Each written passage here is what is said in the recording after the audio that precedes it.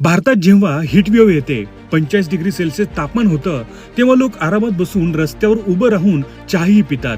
मग युरोपमध्ये असं काय झालं की गेल्या दीड आठवड्यात 1300 लोकांचा जीव गेला.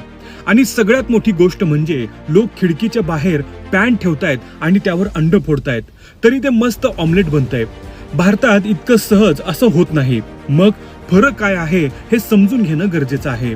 बघा, तुमच्या समोर युरोपचे सध्याचे कितीतरी फोटो आहेत. एक मुलगी हातात रॅकेट धरतीये, पण त्याचं लेदर हातातच सुटतंय. कुणाच्या चपलाचं लेदर निघतंय, केळ्याची साल आपोआप सुटतेय, रस्त्याच्या डांबराचा थर वितळतोय. इतकी परिस्थिती खराब झाली आहे. आणि तव्यावर ऑमलेट कसं बनतंय हे समजून घ्यायला पाहिजे. युरोपमध्ये सगळ्यात मोठी समस्या काय झाली आहे माहिती आहे का? तिथे उन्हाळ्यात साधारण 25 डिग्री सेल्सिअस तापमान असायचं. चला, जास्तीत जास्त 30 डिग्री. पण आता तिथे ओमेगा ब्लॉक तयार झालाय, ज्याबद्दल शास्त्रज्ञ खूप दिवसांपासून इशारे देत होते. आणि यामध्ये तिथल्या सरकारचाही निष्काळजीपणा आहे. आता ओमेगा ब्लॉक म्हणजे काय? अगदी सोप्या भाषेत सांगतो. ओमेगाचा आकार माहिती आहे ना?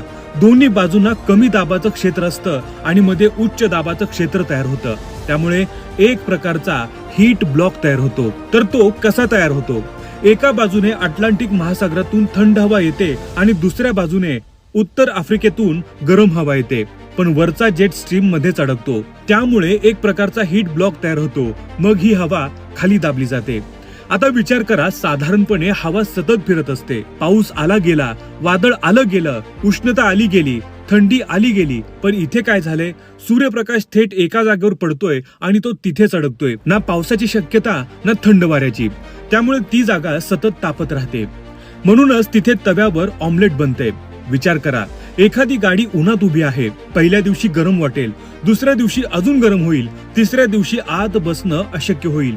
कारण वर फक्त धातूचं छप्पर असतं, आत अक्षरशः भट्टी तयार होते.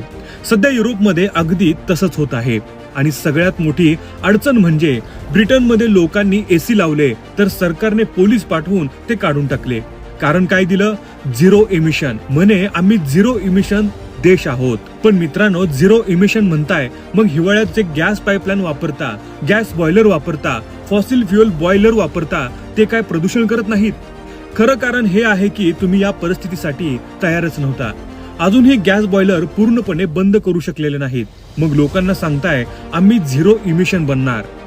जेव्हा भारतात अशी परिस्थिती आली होती, तेव्हा काय नेरेटिव्ह चालवलं गेलं होतं? भारत जगातला सर्वात गरम देश बनलाय, सरकार निकृष्ट आहे, असं सगळं सांगितलं गेलं होतं. हो, भारतात ही समस्या आहेत, हे आम्ही मान्य करतो. पण तुम्ही पूर्णपणे बरोबर आहात ही तुमची गैरसमजूत आहे. हे सगळं लोकांसमोर आणणं गरजेचं आहे. तुम्ही प्रोपोगंडा करत आहात, आम्ही फक्त वास्तव दाखवत आहोत. हीच आहे सध्या युरोपची परिस्थिती. मित्रांनो, या व्हिडिओबद्दल तुमचं मत काय आहे हे आम्हाला कमेंट करून जरूर कळवा.